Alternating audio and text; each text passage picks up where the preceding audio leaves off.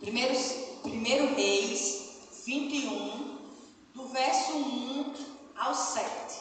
Diz assim: Sucedeu depois disto o seguinte: Nabote, o jezreelita, possuía uma vinha ao lado do palácio que Acabe, rei de Samaria, tinha em Jezreel.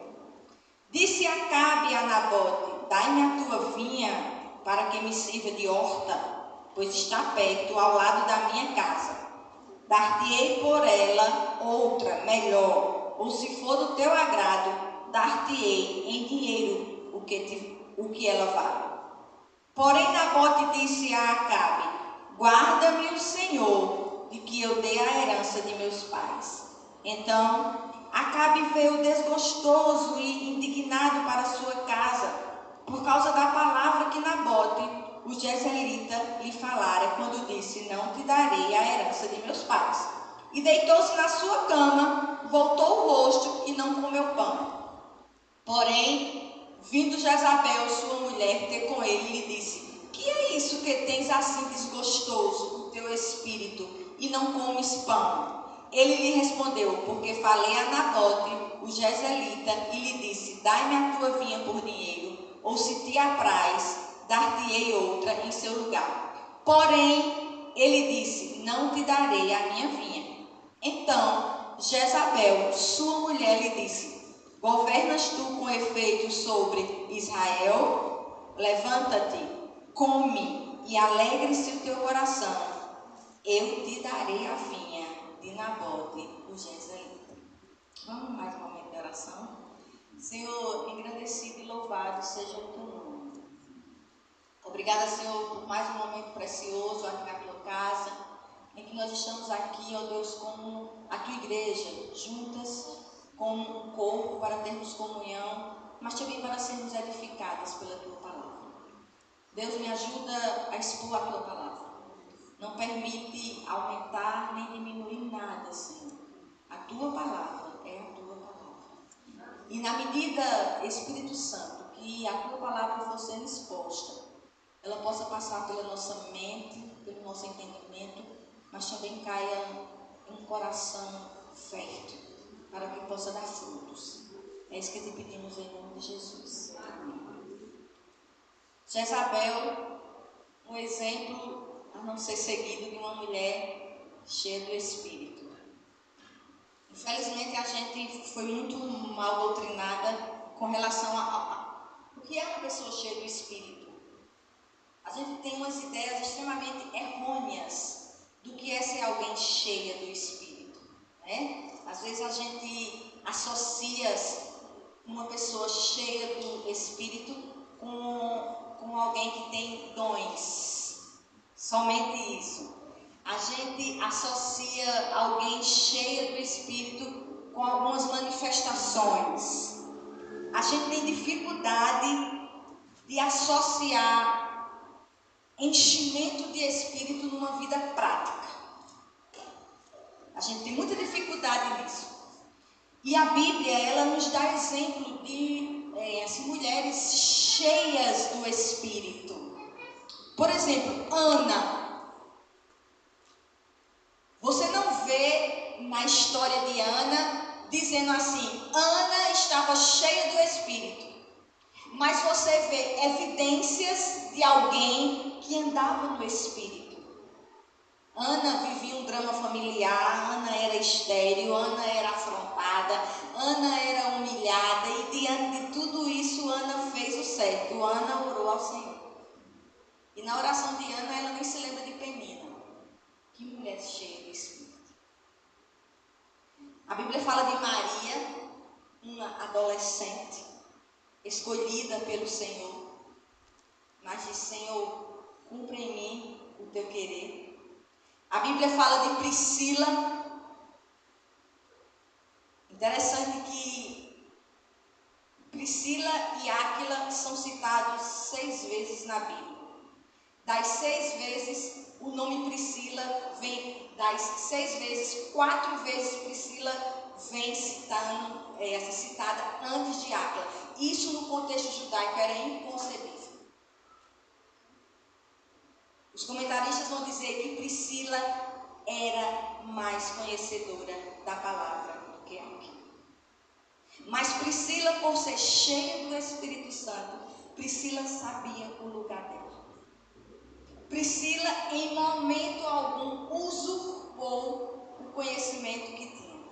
E não é à toa que quando eles olham na sinagoga Apolo pregando e percebem que Apolo precisava de mais algumas coisas, porque Apolo não tinha muita profundidade bíblica e a mulher na sinagoga não podia nem falar, eles pegam Apolo, levam para casa e ali discipulam os dois. Priscila, se não fosse uma mulher cheia do Espírito, dizia: já que eu não posso falar na sinagoga, eu também não falo mais em canto nenhum. Nós temos dificuldade de associar Espírito Santo, enchimento, com vida prática. A Bíblia fala da mulher de Provérbios. A mulher de Provérbios nos coloca sempre em desvantagem.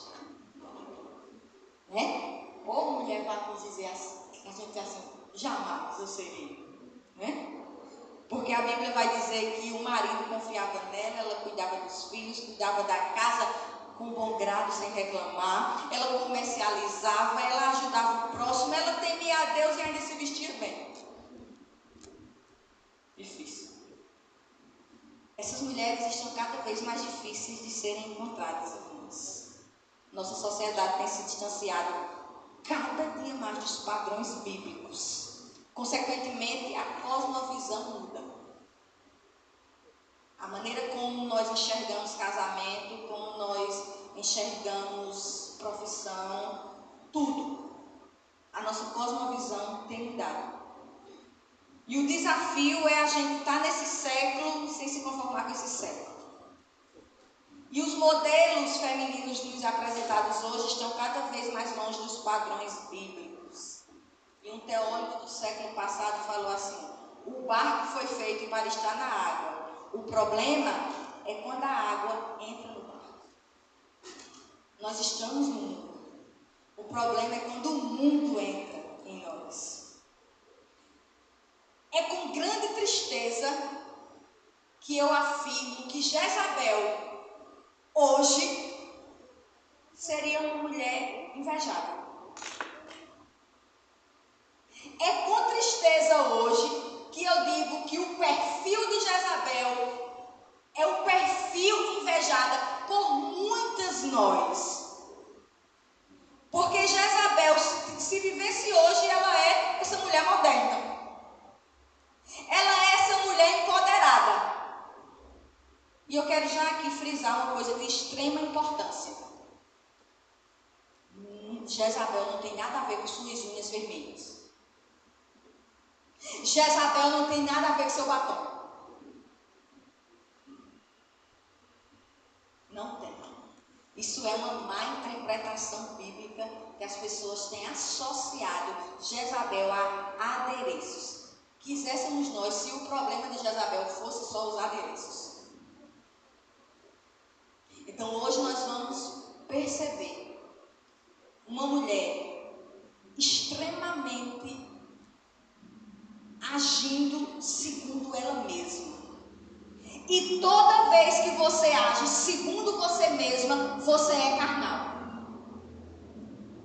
Toda vez que você age segundo você mesma, você não é uma mulher espiritual. Pode estar com a saia varrendo o chão, o cabelo varrendo o chão e gritando canelinha de fogo. É carnal.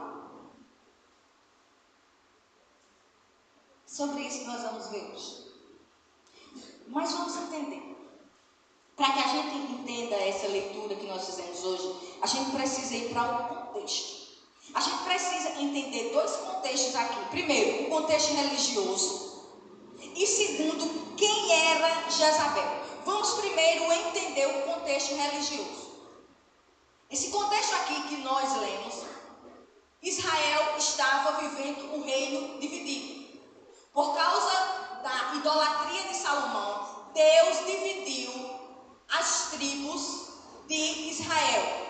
10 ficaram com Jeroboão e 2 com a descendência de Davi, porque Deus tinha feito aliança com Davi. Então Israel estava vivendo uma apostasia espiritual, porque entrava rei e saía rei, e esses reis não eram fiéis a Deus.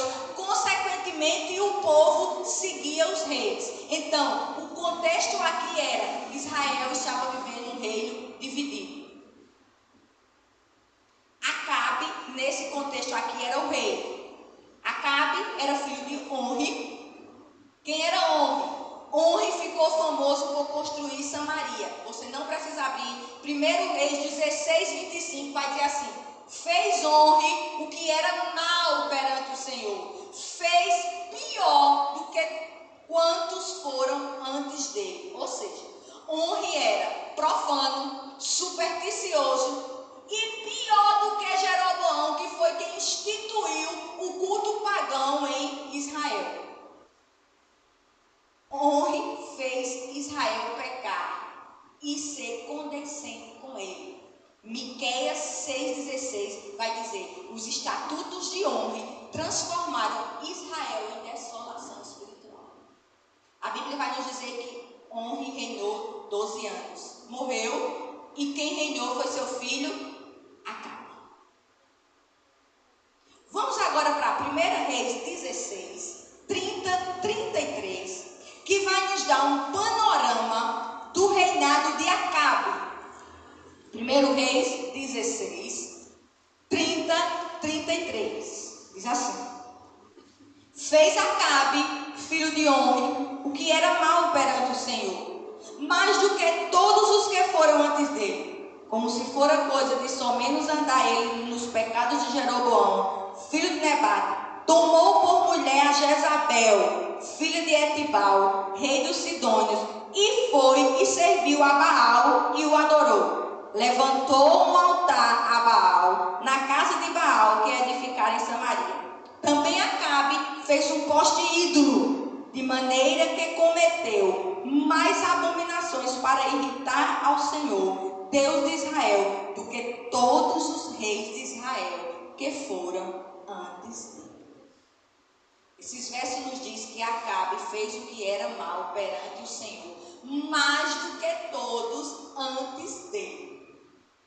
Esses versos também nos dizem que Acabe estabeleceu o culto a Baal. Quem era Baal?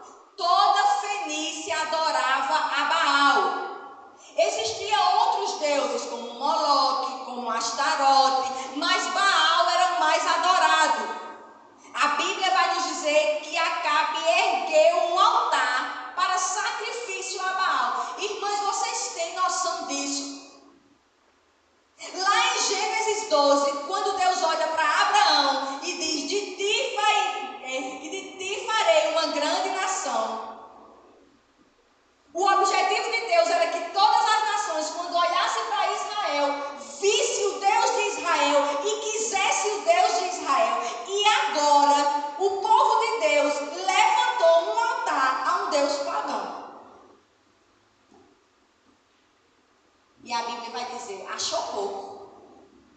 E ainda tomou por mulher Jezabel. Quem era Jezabel?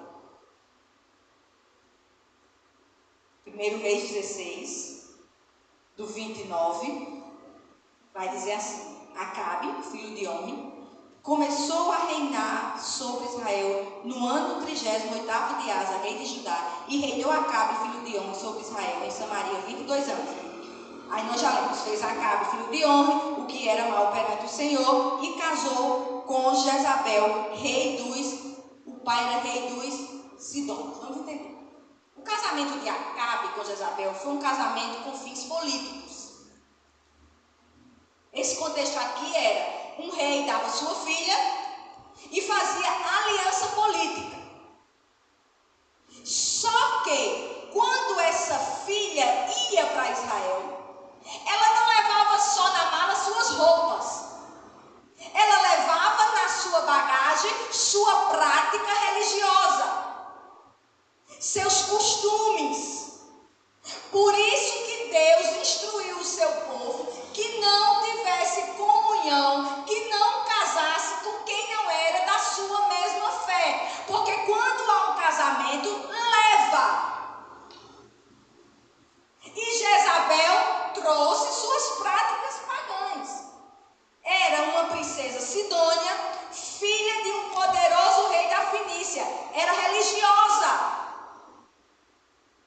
Jezabel não era aquela mulher que você diz assim, ela não crê em nada, pelo contrário, ela era fiel naquilo que ela acreditava. Talvez é isso que tem faltado em mim e em você, ser fiel naquilo que a gente acredita. E ela era religiosa. E ali, como adoradora de Baal, ela simplesmente institui ali o culto a Baal. Irmãs, como era o culto a Baal? Baal era considerado o deus da fertilidade. Então, no seu culto, o culto a Baal era marcado pela crueldade e por orgias. O que havia no culto? Sacrifício de vítimas humanas, orgias e as piores práticas sexuais e louvores a Baal. E a tradição vai dizer que todo culto a Baal tinha que ter o rei e a rainha presente, porque o rei e a rainha presente significava a presença garantida das divindades. Então, toda macumba, todo culto, estava lá Jezabel e Acabe. Você está não entrou no texto. Como foi a vida de Jezabel em Israel? 1 Reis 18, 13, diz assim: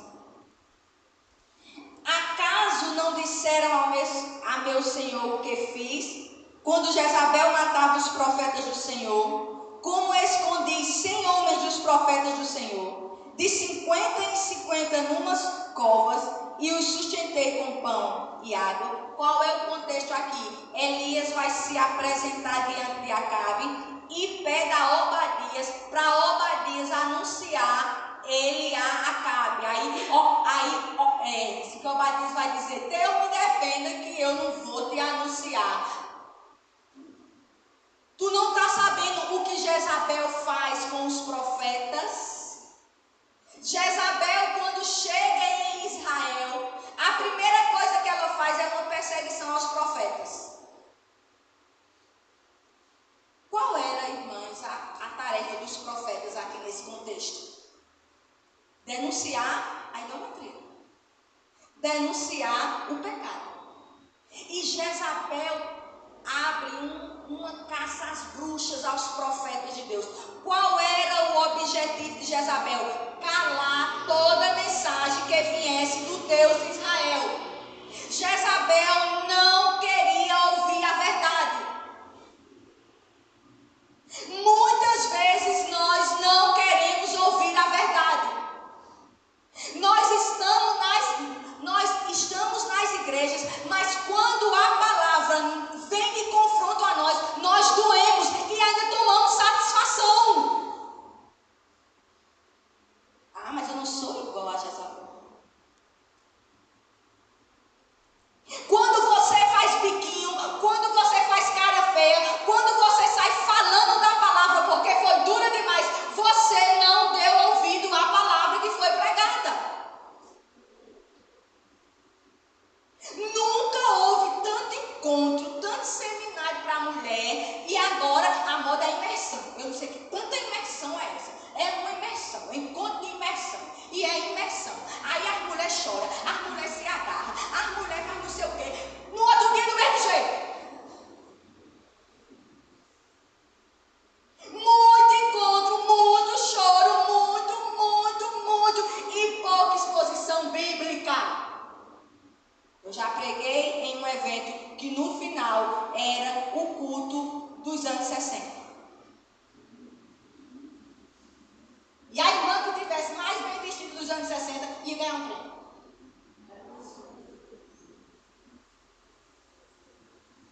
Nós estamos vivendo esse contexto. De qualquer palavra. A gente quer coach aqui em cima, dizendo que a gente tem que cumprir os sonhos do nosso coração. Que ninguém merece estar além dos nossos sonhos, a não ser nós mesmas. Que nós somos princesas de Deus. Ninguém precisa dizer aqui que você tem que se valorizar, porque o seu ego lhe diz todo dia quando você acorda.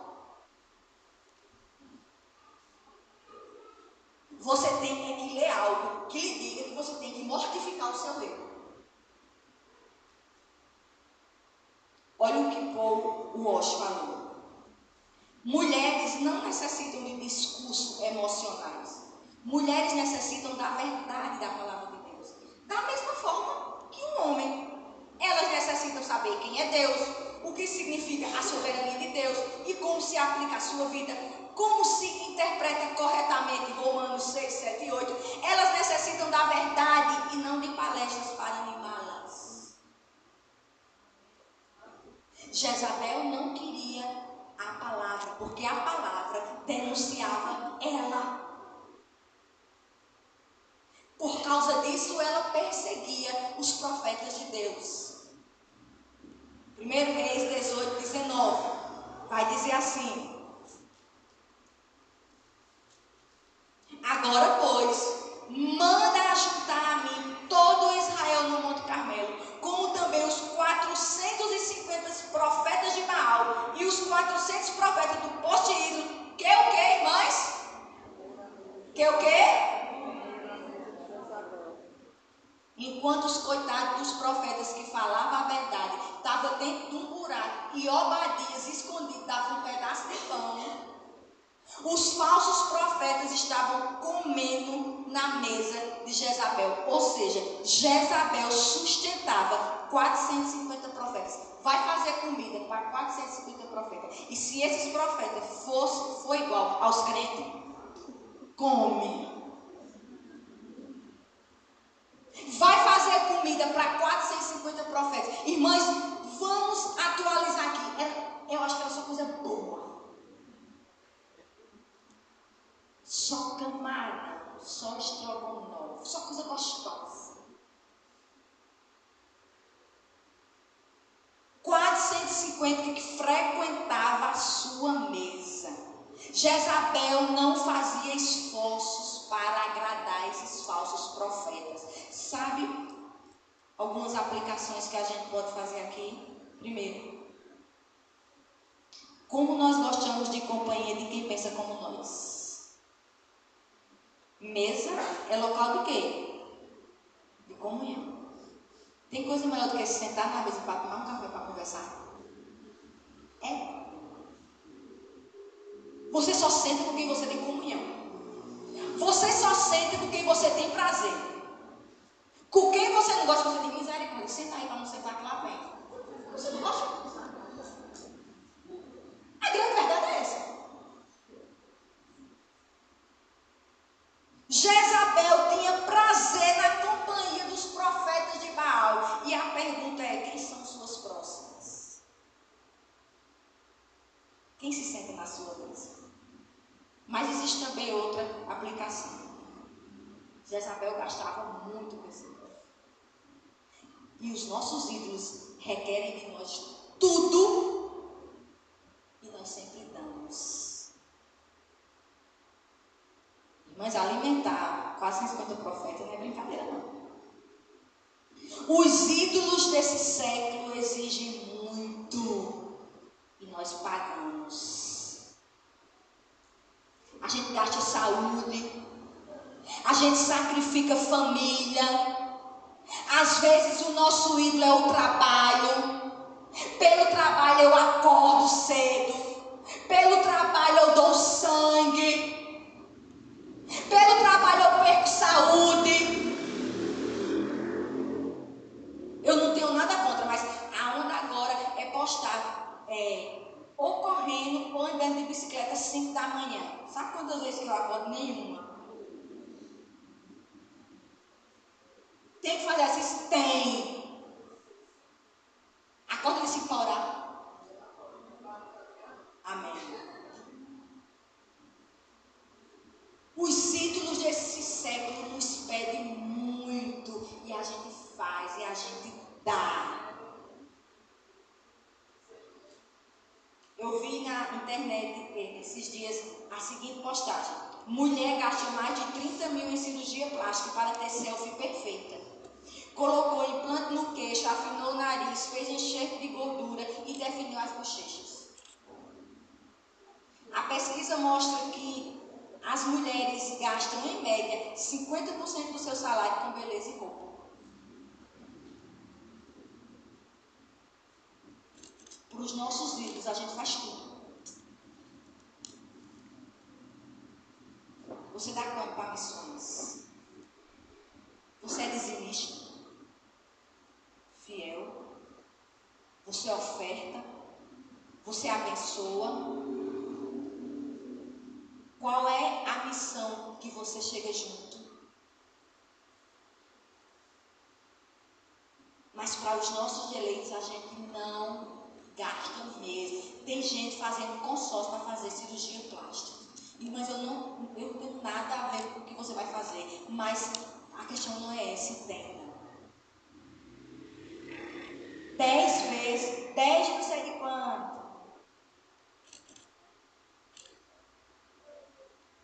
Jezabel não media esforços. Para os nossos ídolos, nós não medimos esforços. Em maio, eu fui para o Rio e dentro do avião sentou perto de mim uma mulher. E pelo que eu entendi da conversa, era a coordenadora da filha dela, ligando para ela, tentando marcar uma hora para ela ir na escola da filha dela. E ela dizendo assim, eu não tenho tempo de ir para a reunião com a professora da minha filha. Eu já lhe disse que eu não tenho tempo. Os deuses desse século pedem muito de nós. 1 Reis 19, 1, 3. Vai dizer assim: Acabe fez saber a Jezabel tudo quanto Elias havia feito e como mataram todos os profetas à espada.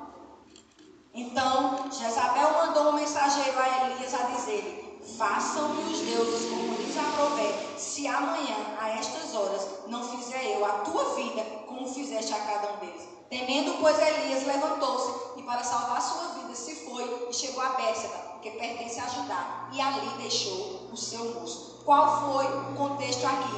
O contexto aqui é que Elias tinha acabado de matar os 450 profetas no Monte Carmelo. E Acabe, quando chega em casa, aqui já nos vai desenhando o perfil de Acabe. Um homem omisso, um homem fraco. Assim que chega em casa, ao invés de botar o joelho no chão, porque ele era descendente de Israel, e dizer, Senhor, me ajuda, me dá aqui uma luz, eu me arrependo. Não, ele vai fuxicar de Deus a Jezabel. Está claro aqui uma mulher que controla o rei. E ele fazia o que ela queria. 1 Reis 21, 25.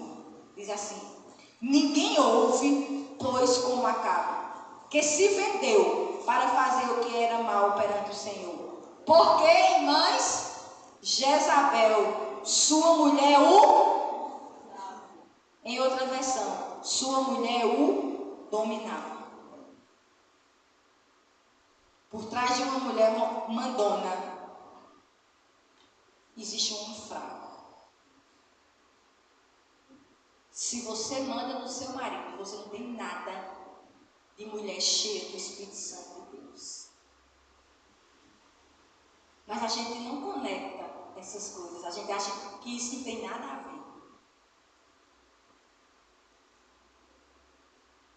Jezabel o instigava. Jezabel era quem mandava. Tem homem até que na frente do povo se faz, mas a gente sabe que em casa quem é que manda. E tem uns que é tão notório que ela só faz assim, ó. Já mandou o texto para ele. Ele já desfaz o que estava fazendo, ele já não diz mais o que ele diz. Ele já diz assim, amanhã eu vou pensar e amanhã eu te digo. Essa era Jezabel. gente vai entrar no texto. Porque a gente viu o perfil dessa mulher. Adoradora de Baal, ímpia, não queria ouvir a verdade, fazia tudo para seus ídolos e ainda dominava o seu marido. Aí é nesse contexto que a gente leu a história, que Acabe, um belo dia, acorda, olha para de lado do seu palácio e vê que tem uma terra com vinhas, plantações de uva. E talvez tenha achado bonito e diz: esse terreno é de quem? É de Nabote. Chama ali Nabote que eu quero comprar. Olha, Nabote, eu achei tão bonito aqui essas tuas terras. Eu queria que você me vendesse. Aí Nabote disse: não vende por preço nenhum, que é de herança. O que é que acontece com Acabe? Fica moado. Vai se deitar. Fica triste. Um menino mimado quando não tem o que quer. Aí é nesse contexto aqui, vamos lá, 21, 5, 6. É nesse contexto aqui, tá? Porém, vindo Jezabel, ele estava lá, deitado, amuado, não queria nem comer. Porém, vindo Jezabel, sua mulher, ter com ele, lhe disse: que é isso que tens assim desgostoso do teu espírito e não comes pão? Ele lhe respondeu: porque falei a Nabote, o Jezreelita, e lhe disse: dai-me a tua vinha por dinheiro, ou se te apraz, dar-te-ei outra em seu lugar. Porém ele disse: não te darei a minha vinha. E mais uma coisa a gente tem que admitir: Jezabel prestava atenção no marido. Nesse ponto, ela até que era boa esposa. Mas deixa eu te dizer uma coisa: o fato de você observar tudo e todas não quer dizer nada. Porque às vezes você é boa observadora porque você é mandona. E diz assim: ai, eu tenho tanto zelo. É não, você é mandona. Peça a Deus para tirar isso de você, de querer controlar as pessoas, de que as coisas sejam do seu jeito. Manda o pobre do marido comprar um detergente. Se não for da marca que você queria, é a noite todinha briga. Porque tem que ser do seu jeito. A viagem tem que ser do seu jeito. Na sua mala, o carro tem que ir do jeito que você quer, na velocidade que você quer. Tem que chegar na hora que você planejou. A casa tem que estar do jeito que você imaginou. Senão é um inferno. Mas você é muito espiritual. Sou muito espiritual. Prestava atenção. Mas às vezes essa preocupação é porque você é controlador, você é centralizador. E dona de casa tem a mania de achar que sem ela a casa não anda. Anda, irmão. Deixa de besteira, vai morrer com um AVC. Ninguém faz como eu. Mas faz. Se vocês vissem as minhas roupas estendidas quando eu estava em tratamento, eu dizia: eu vou infartar. A menina que me ajudava quando chegava dizia: Janeide, quem estendeu essa roupa? Eu dizia: eu, né? A pia, é Deus trabalhando, dizendo: tu não é o certo, tu não é nada, você não é indispensável, tudo passa sem você, deixe de ser besta.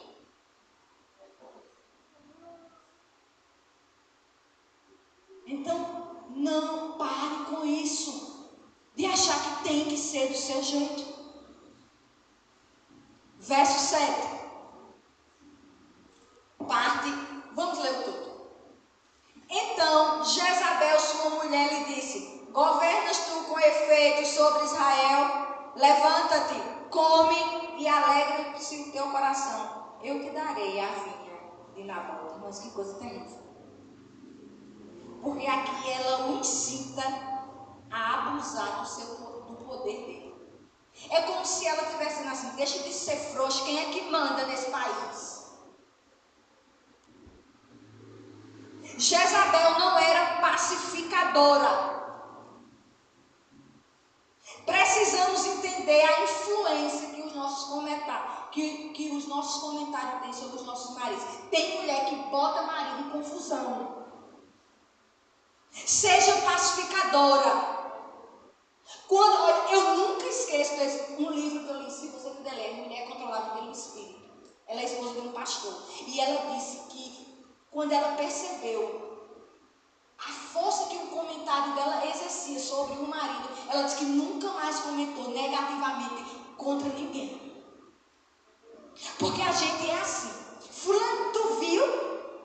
Rosto estavam falando de mim. Aí homem como é mais assim, deixa isso pra lá, deixa isso pra lá, vai lá e faz a fação com ela. Às vezes colocando coisas na cabeça do seu marido que não tem, falando mal da igreja, falando mal da liderança. Aí quando teu marido está no mundo que não quer mais vir para a igreja, o que foi que eu fiz? Sua língua. Sua língua que fala mal dos outros. Seja pacificadora. Ela poderia ter dito: meu filho, você já tem tanta terra, deixa isso para lá. Aí olha para ele e diz: e quem é que manda aqui?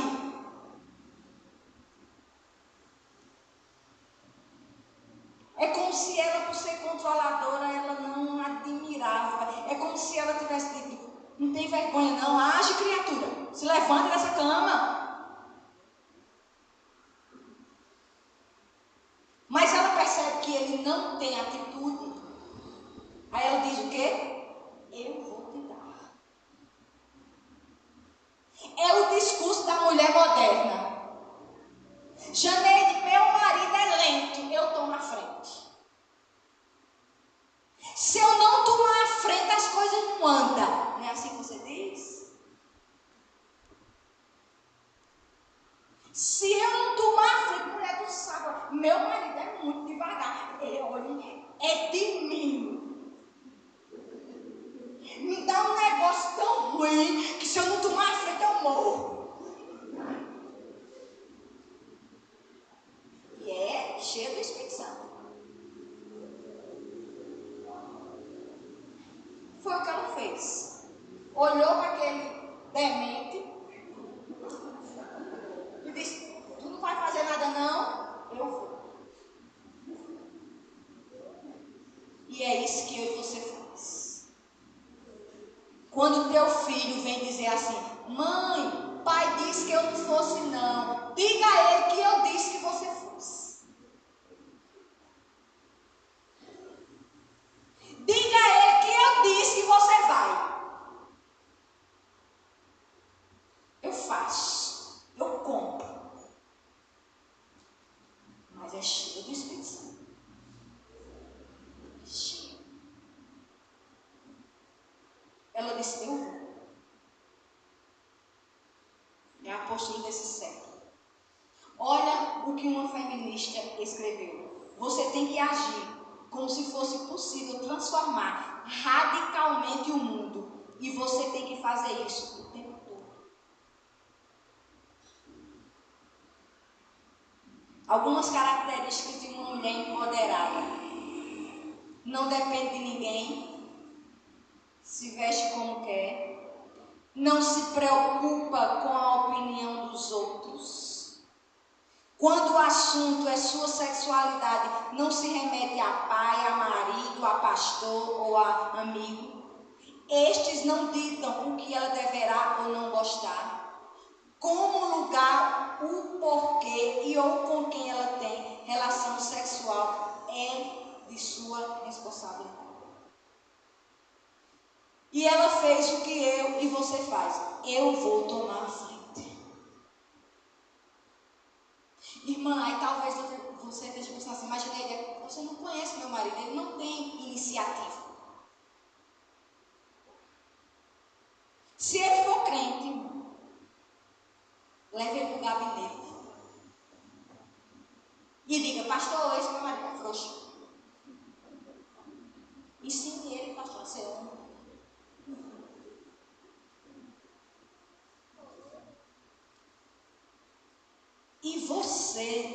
permita. Puxe ele a responsabilidade. Diga, não, meu filho, não é assim não. Irmãs, eu vejo às vezes, eu fico impressionada às vezes até em festa, os homens todos sentados e a mulher carregando cadeira. É o espírito desse século. Isso é conversa aonde tem homem e mulher não pega peso não, irmão. Aonde tem homem e mulher não paga nada, quem paga é o homem. Você não está notando que essa sociedade está tentando desconstruir isso, não. É pela base, é pelo pé. É fragilizando. Mas você está sempre tomando a frente. Sempre tomando a frente. Vou morrer dizendo, mulher trabalha se ela quiser. Não é a obrigação dela manter a casa. É do homem. Como também o homem lava os pratos se ele quiser. Porque os pratos é seu. Agora ele lava se ele quiser me ajudar. E não diminui ele nada. Mas se ele quiser dizer assim, eu não lavo, não tem ninguém. Porque não é tarefa dele. Agora, como um servo de Deus, ele tem um certo entendimento e em algumas vezes ele quer lhe ajudar. Mas que não é obrigação dele. Porque tem menininha nova aí casando, querendo que o homem seja o dono de casa. Querendo que o homem trabalhe o dia todinho e quando chega em casa vá fazer a janta. E ela sentada. Aí ela disse, eu tomo a frente. Irmãs, olha o que ela fez, vamos ler, do 8 ao 14.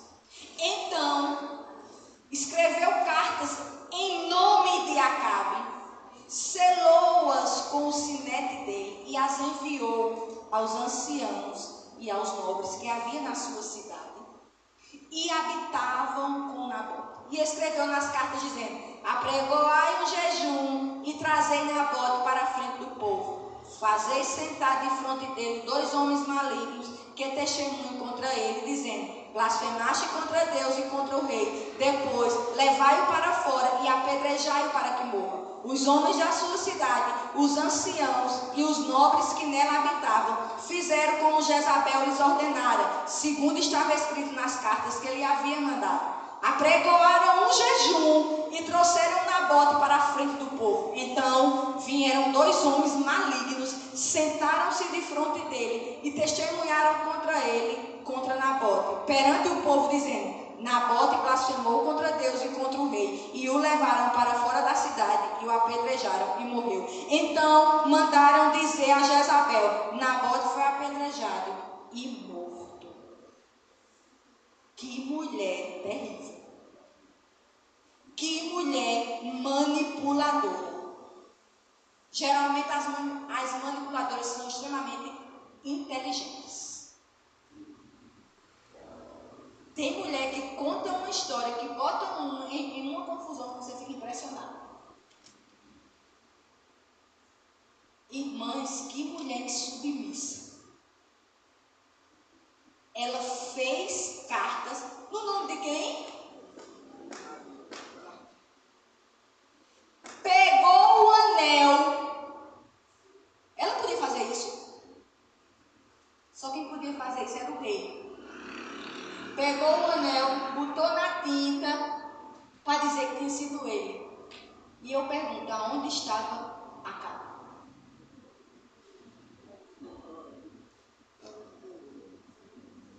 Que coisa terrível. Que mulher impulsiva, sem domínio próprio, vingativa, mentirosa. Arranjou 2 testemunhas para dizer que o coitado de Nabote tinha blasfemado. Olha como ela era inteligente. Ela tinha que dizer que ele blasfemou contra Deus, porque isso era um pecado horrível. Ou seja, veja que mulher espiritual, não era ela?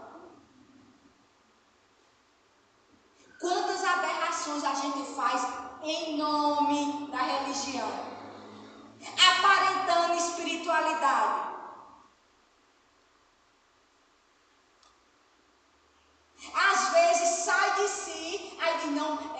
zelo pela obra. Olha, o teu zelo pela obra, não, irmão, você é carnal.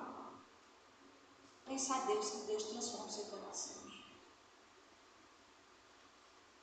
A Bíblia diz que jejuar usou a religião como meio de espiritualidade para seu próprio interesse, irmão. É aquela fofoqueira que diz assim, irmã, vamos orar por fulana. A irmã está sabendo? Diz tudo. Na oração contou a vida da irmã todinha. Quando termina, tu escutou a oração, tu está sabendo dessa? É isso. Fez uma carta, assinou por ele, botou-se o selo e disse, arranja 2 testemunhas falsas e diz que Nabote blasfemou contra Deus. Tomou a frente.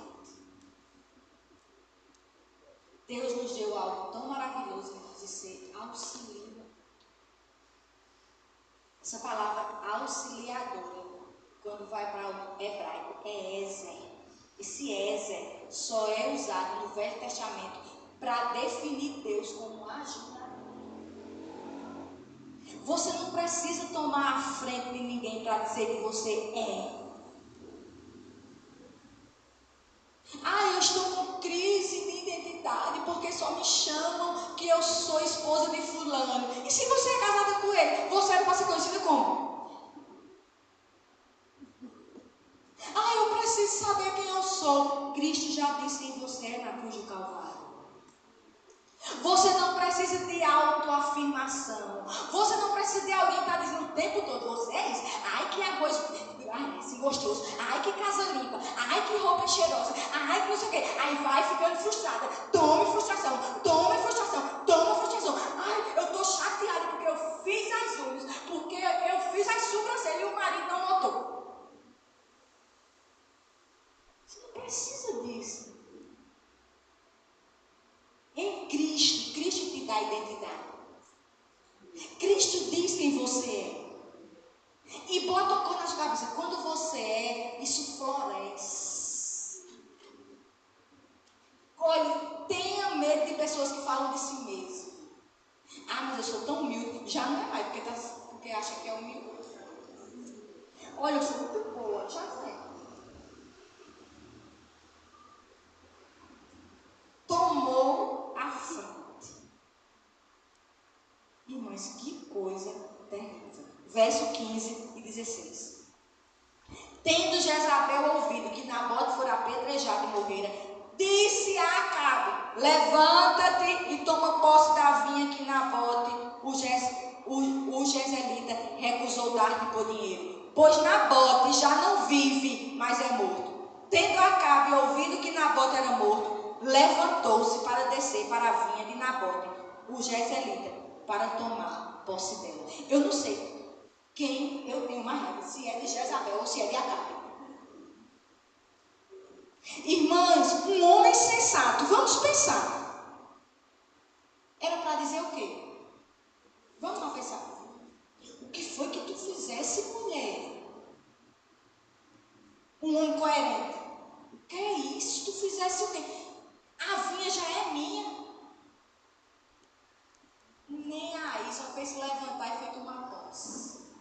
E ela ainda sente orgulho pelo que fez. Ei, se levanta. Já que tu não fez, eu fiz.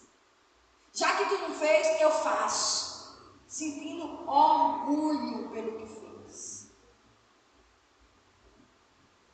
Às vezes a gente tem os nossos atos carnais e ainda justifica. E ainda tem o orgulho de dizer, é meu jeito. Eu sou crente, mas se mexer nos meus filhos,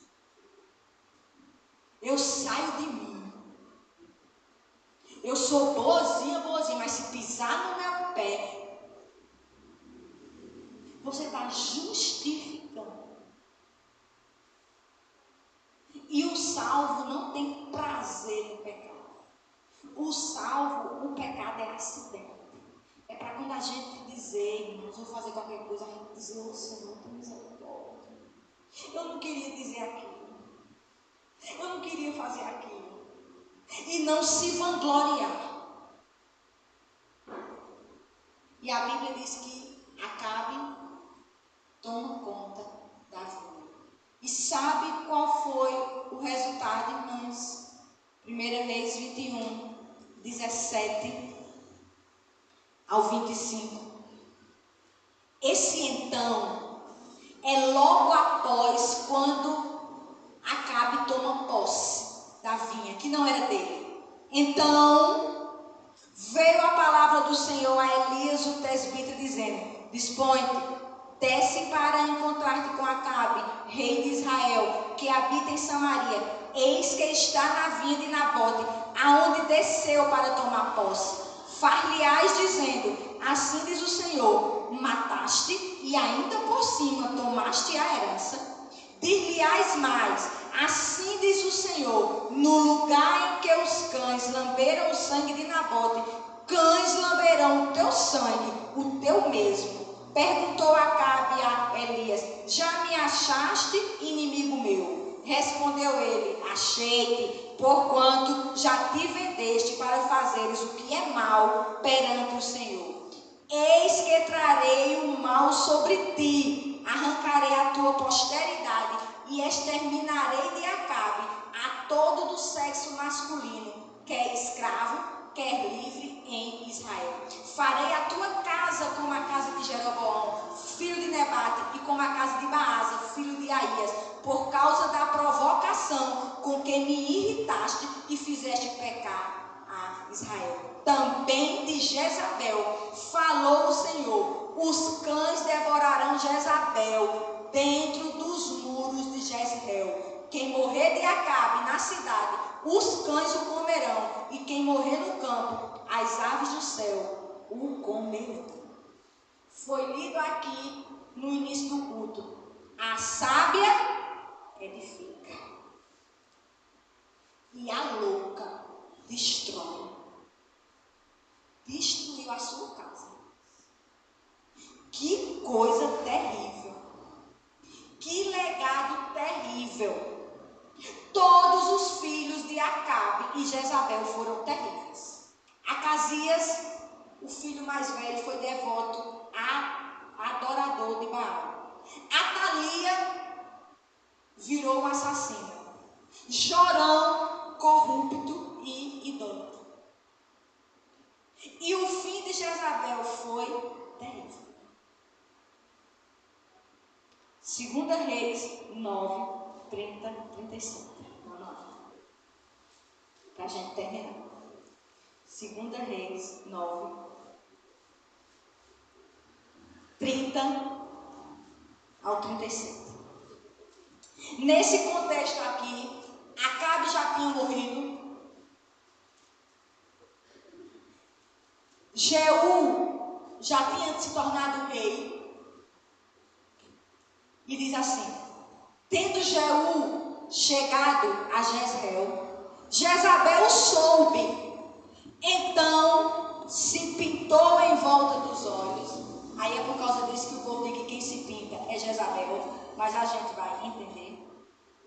Enfeitou a cabeça e olhou pela janela. Ao entrar Jeú pelo portão do palácio, disse ela: teve paz Inri, que matou a seu senhor? Levantou ele o rosto para a janela e disse: quem é comigo? Quem? E 2 ou 3 eunucos olharam para ele. Então disse ele: lançai daí abaixo. Lançaram-no abaixo e foram salpicados com o seu sangue a parede e os cavalos, e Jeú a atropelou. Foram para sepultar, porém não acharam dela senão a caveira, os pés e as palmas da mão. Então voltaram e lhe fizeram saber. Ele disse: esta é a palavra do Senhor, que falou por intermédio de Elias, o tesbita, seu servo, dizendo: no campo de Jezreel os cães comerão a carne de Jezabel, o cadáver de Jezabel, será como esterco sobre o campo da herdade de Jezreel, de maneira que já não dirão, esta é Jezabel. Irmãs, a gente vai ver que não houve sinal de arrependimento. Mesmo derrotada, ainda era soberba. Por quê? O culto a Baal, os estudiosos vão dizer que os adoradores a Baal, quando ia para o culto, pintavam os olhos. Eita, bicho é ruim. Aí a Bíblia diz que ela se pinta e ainda vai para a janela para dizer, olha aqui, e aí? Ainda adoro Baal. Estou derrotada, mas Baal ainda é meu Deus. Não houve arrependimento. Em vez de se humilhar, de ficar de luto pelo filho e pelo marido, se pintou. Provavelmente para dizer assim, estou adorando Baal. Mesmo no caos, não abandonou seu Deus. A gente serve a um Deus tão misericordioso que Manassés foi considerado um dos piores reis de Israel. Deus coloca ele no gancho, mas a Bíblia diz que ele ora ao Senhor e Deus volta os olhos dele para ele. Mas ele era tão ruim, tão carnal, que não reconhecia o seu erro. Eu não estou dizendo, irmãs, que a gente nunca mais vai errar. Mas eu estou dizendo que a gente tem que errar e reconhecer. E se for preciso 10 vezes, 1000 vezes, Senhor, me perdoa. Senhor, eu caí no mesmo pecado. Senhor, me ajuda. Senhor, Deus é bom. A gente não pode estar caminhando nesse cristianismo achando que a gente está arrasando. Tendo discurso para nossas falhas. Assuma que você é uma pessoa de temperamento difícil. Irmãs, eu falo demais. E eu peço a Deus, Senhor, me ajuda. Eu não quero falar muito, Jesus, me ajuda. Aí às vezes eu falo, meu, para que eu fui falar o que eu podia ficar calada.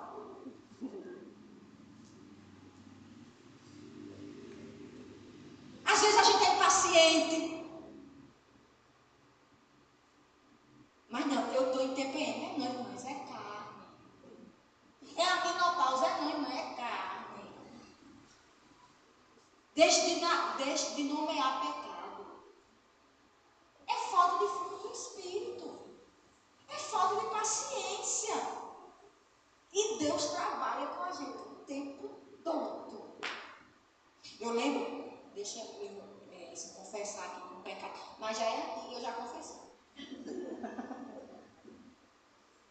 Eu tinha escola e eu precisava levar um documento para João Pessoa. E lá, que o expediente só é à tarde. Eu não sei agora como é aqui, mas antes, estado aqui, só funcionava à tarde. Então assim, se era 1 da tarde, os funcionários chegavam de 3. Porque funcionário público, nós não tem nada contra, mas tudo uma vez. Eu cheguei mais cedo. Eu chego no meu dia para mim ser a primeira a ser atendida. De 1, dá tempo de correr para João Pessoa. Irmãs, deu 1, deu 1,5, deu 2. E eu digo, isso é uma, eu pensando, isso é um absurdo. Cadê Deus? Eu vou entrar aqui e vou esculhambar. Entrei. Mas eu entrei assim, um furacão. Quando eu entrei, tinha assim uma pessoa sentada, eu não vi, ela fez assim. Quando eu entrei, ela fez, irmã Janeiro. Aí eu já. Aí eu fiz assim, oi. Aí ela disse assim, menina, que palavra foi aquela lá na minha igreja domingo? Aí, irmã, quer o quê? Eu disse, nada.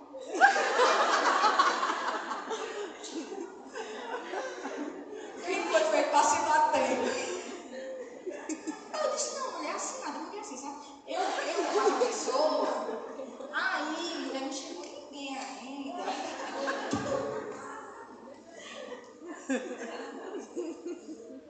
Carne, irmãos.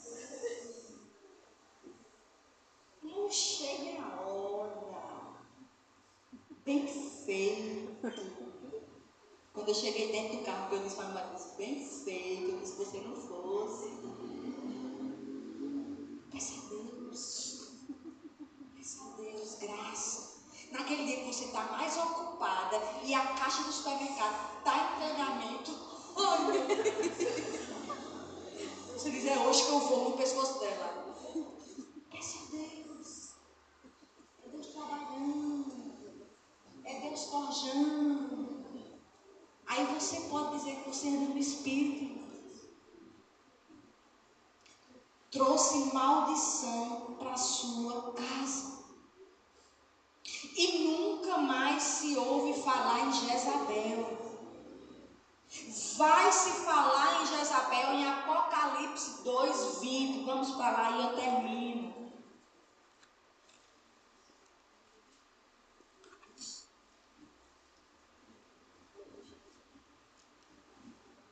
Tenho, porém, contra ti o tolerares que essa mulher Jezabel, que a si mesma se declara profetiza, não somente ensine, mas ainda seduza os meus servos a praticarem a prostituição e a comerem coisas sacrificadas aos ídolos. Aqui Jesus está falando à igreja de Tiatira. Não é possível saber ao certo quem poderia ser esta Jezabel.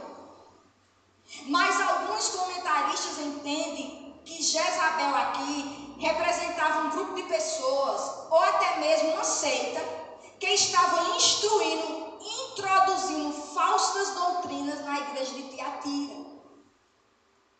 E tem algumas suposições. Por exemplo, um teólogo chamado D.A. Carson, ele vai dizer assim: da mesma forma que Jezabel incitou, cabe a Israel...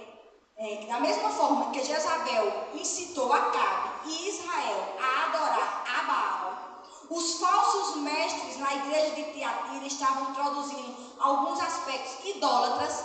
A ênfase aqui é a fornicação espiritual. Outro teólogo vai dizer assim: o propósito de Jezabel não era destruir a igreja, mas introduzir nela novas práticas que em longo prazo culminariam em destruí-la.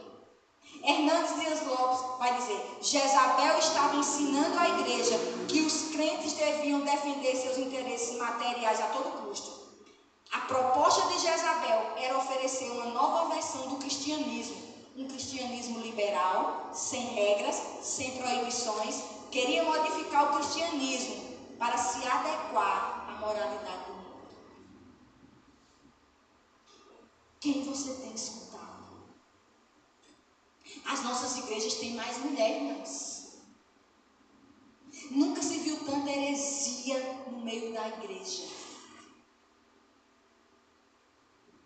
Nunca se viu tantas pastoras, tantas apóstolas, tantas bispas.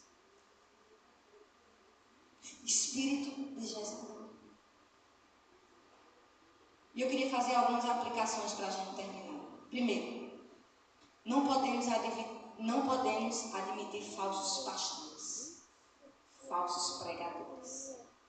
Segundo, precisamos de discernimento para diferenciar o certo do errado. E sabe como você vai diferenciar? Conhecendo o certo. E sabe como você conhece o certo? Lendo a palavra. Mulher precisa gostar de teologia. Teologia não é só para pregador. Mulher precisa gostar de ler bons livros. Mulher precisa gostar de pregação. Troca o teu WhatsApp e o teu Instagram por 30 minutos de leitura. Tenha vida devocional. Pregadores, curandeiros, triunfalistas e místicos têm mais plateia dos que ensinam o verdadeiro evangelho. Apelo às mulheres: estudem a palavra, amem as escrituras, tenham vida de devoção e vida de oração. Uma teóloga falou assim: só a responsabilidade de educar filhos no caminho do Senhor já é uma razão mais suficiente para você ter uma boa preparação teológica. Você é mãe ou vai ser mãe? Você vai ser avó? Você é tia? Você é irmã? Você é sobrinha? Você é filha? Sempre tem alguém para você ensinar. Se você quer um exemplo de alguém que não andou no Espírito, essa é Jezabel. É essa mulher triunfalista desse século. É essa mulher que toma a frente desse século. É essa mulher incansável. Tem mulher que acha o máximo, diz: eu sou muito ocupada. Eu não tenho tempo para nada. E olha para as donas de casa da igreja como se elas fossem umas retardadas. E as donas de casa dormem o sono depois do almoço e você não. Eu estava comendo. Que Luciana, tem coisa melhor do que dormir no sábado de tarde. Você não tem tempo. Você até comprou um colchão de 10, 15 mil. Mas você não tem tempo para dormir no colchão. Você não tem tempo para seu sofá, para sua TV LED. Você não tem tempo. E a vida está passando. Todo mundo está falando hoje de Silvio Santos. Daqui a 8 dias ninguém sabe nem quem é. Passou. Amém? Amém. Que Deus aplique essa palavra.